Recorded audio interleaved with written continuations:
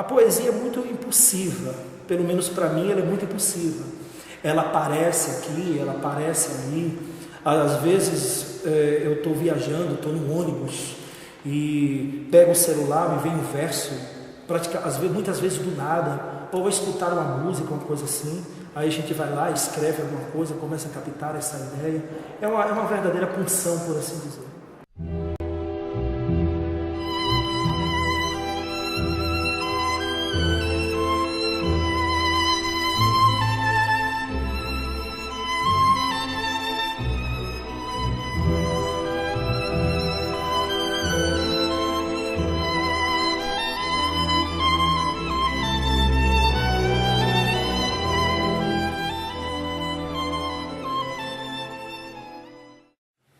Olha,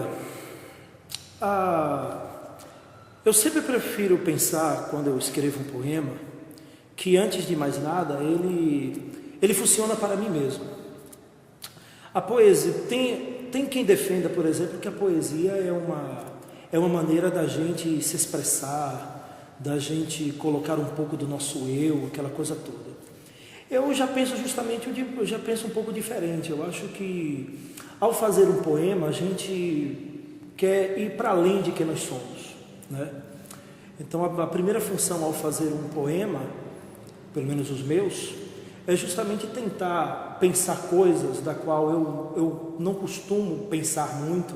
Ou, por exemplo, se eu tenho um poeta, se eu estou fazendo algum tipo de leitura nesse momento ou coisa do tipo, eu quero justamente colocar isso para fora, quero ver como é que isso poderia se apresentar, como eu poderia interpretar ou reinterpretar isso. Então, para começo de conversa, ela serve para isso, ou seja, para meu próprio autoconhecimento, para minha própria racionalidade, a maneira como eu quero trabalhar, se aquilo que eu estou pensando, se aquelas coisas estão em comum acordo. E, claro, como todo poeta, engana-se qualquer poeta que diga que a poesia não é uma vaidade, muito pelo contrário. A gente quer a gente no final dos contos, quando faz uma poesia, a gente quer ser lido, a gente quer ser compreendido. Eu não gostaria de ser lido, por exemplo, como um poeta, digamos assim, lido por um leitor, digamos assim, um leitor, qual seria a palavra? Um leitor ingênuo, por exemplo, que acredite que se eu faço um poema sobre morte, sobre angústia, sobre depressão, que eu esteja aí à beira do suicídio ou coisa do tipo. Mas que ele literalmente viaje naquilo que eu faço, assim como eu viajei para fazer. Ele faça essa mesma viagem, ou seja, ele encare o texto como algo dele, ou seja, que ele possa realmente entrar nessas palavras, tomá-las para si. E se for o caso, ou seja, nem sempre isso vai acontecer, mas se for o caso, aquilo possa ter algum significado e tudo mais. Nós nunca escrevemos para nós mesmos no final das contas. Nós apenas queremos sair de nós mesmos, tirarmos um pouco dessa dor, um pouco dessa angústia, entre outras coisas. Olha, no meu caso, a poesia ela não veio nem de berço, nem de amor não correspondido, certo? A poesia, eu acredito que ela veio como uma curiosidade, né? Como um gosto que eu tenho pela leitura, pelas coisas. Eu sempre fui muito curioso. Quando eu até os 10 anos de idade, eu queria ser paleontólogo. Imagine que coisa. Minha mãe sempre disse que eu tinha gosto pela miséria. Eu queria ser paleontólogo, poeta, músico, artista, então era uma coisa terrível. Virei professor. Mas assim, eu sempre tive muita curiosidade com as coisas, aprendi a ler muito cedo. Até hoje gosto de ver documentários a respeito de tudo. Você para e pensa assim, você vai estar assistindo documentário, é sobre Machado de Assis, é sobre Fernando Pessoa. Muitas vezes não, é sobre astronomia, é sobre biologia, vendo essas imagens de leões, essas coisas que o pessoal gosta de passar na TV de vez em quando. Mas é porque eu sempre fui muito curioso. Mas assim, e como curioso, lá em casa, a minha casa nunca foi uma casa, digamos assim, muito intelectiva. A minha mãe teve um curso básico, minha avó era analfabeta, mas ela aprendeu a ler, a escrever por autodidatismo, né? Por exemplo, a família dela não permitia, você vê que é uma coisa bem daquele tempo. Ela não permitia, por exemplo, que ela estudasse, não era uma coisa de moças, ou então um estudo básico. Mesmo assim, a nossa casa tinha livros, né? Querendo ou não, a minha avó acho que quis compensar isso em mim. Ela disse assim, o que eu não pude ter isso, e por não ter tido isso, eu acho que isso é importante, ou seja, por não ter tido estudo, eu sei o quanto que era importante, o quanto que ele podia ser para mim. Ela acreditava que isso poderia ter melhorado a vida dela de alguma forma. Então, por exemplo, lá em casa sempre teve livros, sempre teve vídeos, sempre teve muito disco, sempre teve muita música, né? E acredite, música erudita, música clássica, ela praticamente não entendia dessas coisas, mas ela dizia, não, essas coisas são coisas boas. Pelo menos quem escuta isso, quem lê essas coisas, é um pessoal inteligente, são doutores. Veja a sua cabeça, né? Às vezes a pessoa não tem a formação, mas não deixa de ser sábia por isso. Então ela era uma mulher muito sábia. E então ela trazia livros para a gente e tudo mais. E eu comecei justamente lendo, né? E tinha livro de tudo. Tinha livro de biologia, tinha enciclopédias, tinha livro de literatura. E foi justamente lendo que essa curiosidade, esse conhecimento veio. A poesia, ela veio um pouco depois, né? Eu comecei a ler prosa, acredite, eu já pré-adolescente lia os Sermões de Vieira, imagine. Mas a poesia, ela veio um pouco depois. Eu digo a poesia no sentido de praticar a poesia. Eu já lia Camões, já lia Fernando Pessoa, tal, entre 12, 13 e 14 anos. Mas só mesmo depois da adolescência, 18 para 20 anos, que eu comecei a praticar. Mas ela veio justamente da curiosidade. Eu disse assim, poxa, será que eu consigo fazer isso? Será que eu consigo escrever? Né? Eu sou músico desde os 12 anos de idade. Eu sempre achei que eu ia ganhar minha vida como um músico, um grande compositor. Desde pequeno eu pintava e desenhava. Achava que ia fazer alguma coisa dessas duas. Acabei que no final das contas estou aqui escrevendo crítica, escrevendo poesia, essas coisas. Mas não foi uma coisa, por exemplo, que eu disse de pequeno, de jovem. Olha, eu vou ser poeta, vou ser escritor. É uma coisa que aconteceu justamente dessas muitas leituras e tudo mais. Mas comumente essas angústias, esses amores não correspondidos, essas coisas, elas não fazem poesia, por incrível que pareça. Eu digo até que é uma poesia meio decepcionante. Porque às vezes a poesia vem, por exemplo, quando eu estou quieto em casa, quando eu estou, por exemplo, tomando um café, fumando um charuto, assistindo TV, e ela vem como quase que em flashes, ou seja, vem uma ideia, ou seja, às vezes uma frase solta numa novela, numa canção, vem uma ideia. Ela não parte de nada extremamente emotivo ou coisa do tipo. Eu não gosto, por exemplo, de uma poesia que, por si só, ela é um mero jogo de palavras. Alguns vão dizer assim, não, bobão, toda poesia é um jogo de palavras. A questão não é essa. A questão é que eu posso me utilizar de metáforas, eu posso me utilizar de uma série de recursos poéticos, mas eu sei que dentro daquilo ali existe uma linha racional, uma ideia que é colocada. Então, muitos, inclusive, se existe uma coisa ruim para todo escritor, é você ser rotulado. Eu mesmo já fui rotulado um bocado de coisa. Você diz assim, porque Silvério é um cara do soneto, Silvério é um cara da poesia formal, entre outras coisas. Sinal também que não leu nada mesmo. Então, ou leu alguma outra coisa. A questão não é essa. A questão é que muitas vezes a pessoa segue uma ideia de que a poesia ela precisa ser algo que tem que sair de qualquer jeito, tem que sair de qualquer forma, que aquilo que a musa, seja lá o que for, passa, é aquilo que tem que ser. E eu vejo muitas vezes, mas isso também é culpa muitas vezes de uma má leitura e de uma má direção. Você vê, por exemplo, uma série de poetas que colocam: o meu vestido está sambando na rua, e o sol que chorava na mesma esquina jogava pétalas na minha cabeça, entre aquelas coisas. E você pergunta assim, mas no final das contas, qual é a ideia a ser passada? Qual é a linha que você coloca? Muitas vezes, a sensação que me dá é que você tem a desculpa de você ter uma arte abstrata como desculpa do fundo de você não saber fazer um desenho.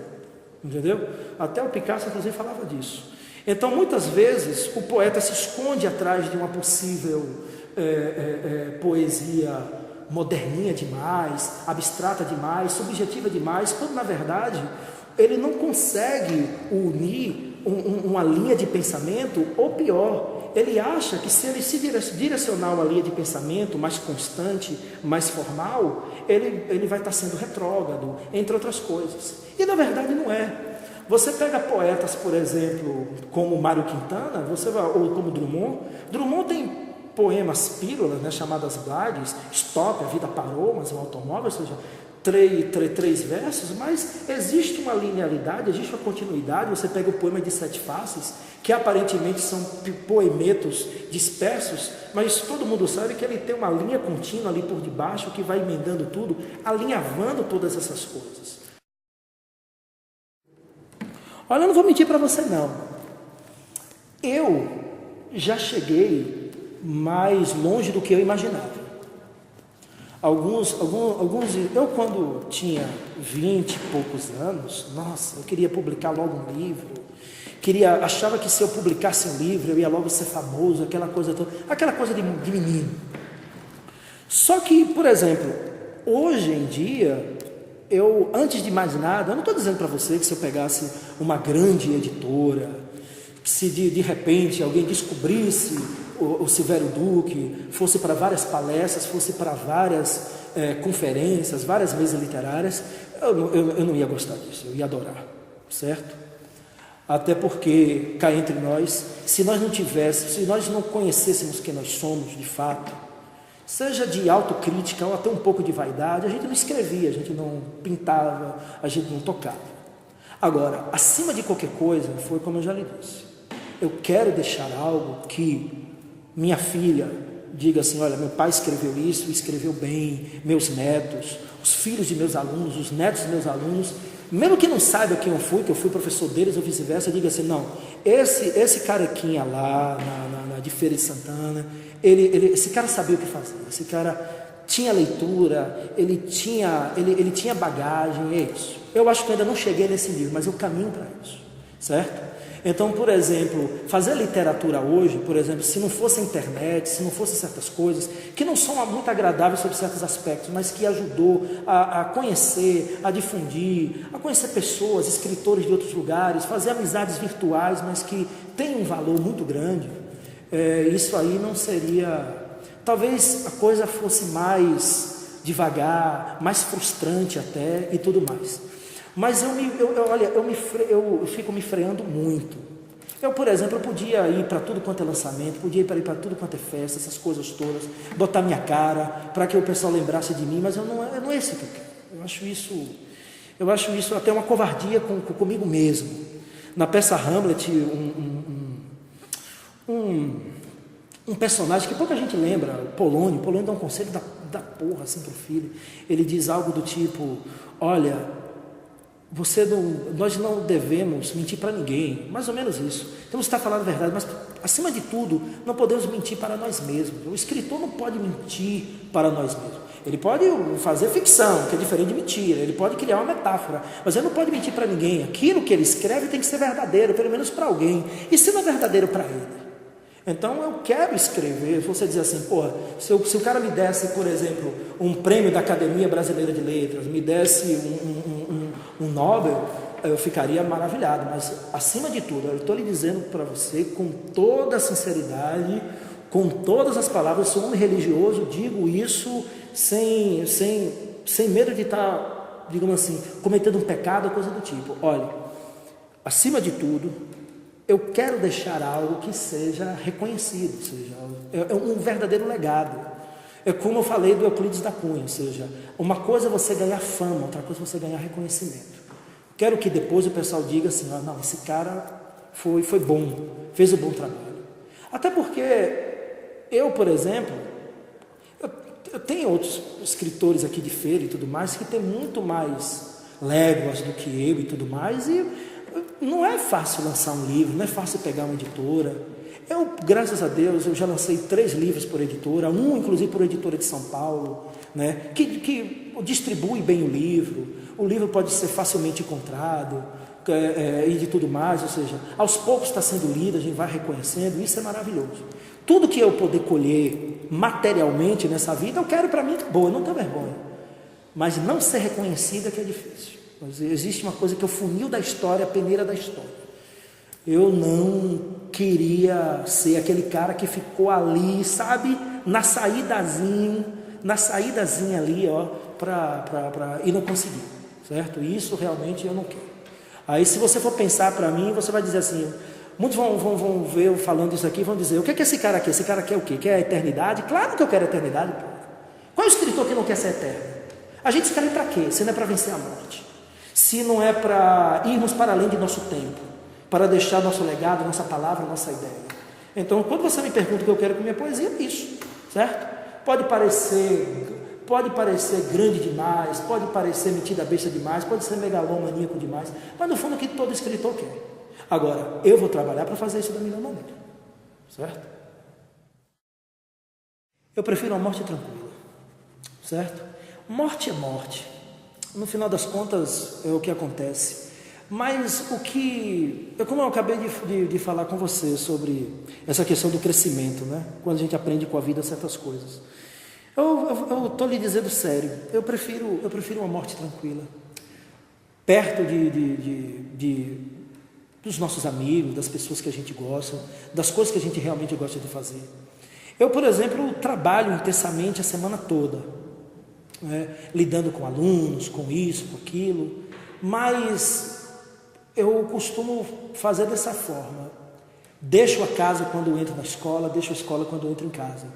Claro que sempre tem aqueles momentos que um ou outro acaba entrando pelas frestas, mas no final das contas, em casa eu gosto de relaxar, eu gosto de curtir minha esposa, meus amigos, minhas coisas, muitas vezes umas coisas pequenas, fumar um charuto, tomar um conhaque, ler um livro, assistir uma série de TV, um filme com minha mulher do lado, brincar com minha filha, fazer um desenho, deixar ela me pintar todinha, usar a careca aqui como tela. São coisas assim que para mim tem um valor muito grande, né? A gente já tem problemas demais na vida. A vida é bonita, mas ela também tem seus lados ruins. Mas no final das contas, eu lidei com minha mãe com câncer e me aproximei de muitas pessoas com todo tipo de doença, coisa do tipo. Eu aprendi uma coisa, observando e lidando.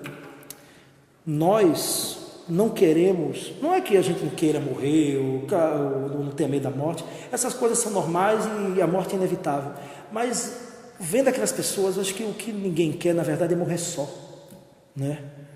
Sozinho, abandonado em qualquer canto, né? Ou seja, a gente é um ser social de qualquer forma, nós somos seres políticos, como diz Aristóteles, nós querendo ou não, queremos conviver e ir adiante. A poesia é uma forma de convivência, a arte é uma forma de convivência e tudo mais. Aquilo que no final das contas nós buscamos e que nos deixa mais acomodados, tranquilos, é isso que a gente quer. A gente quer realização, mas a gente não quer uma realização tão dolorosa no final das contas.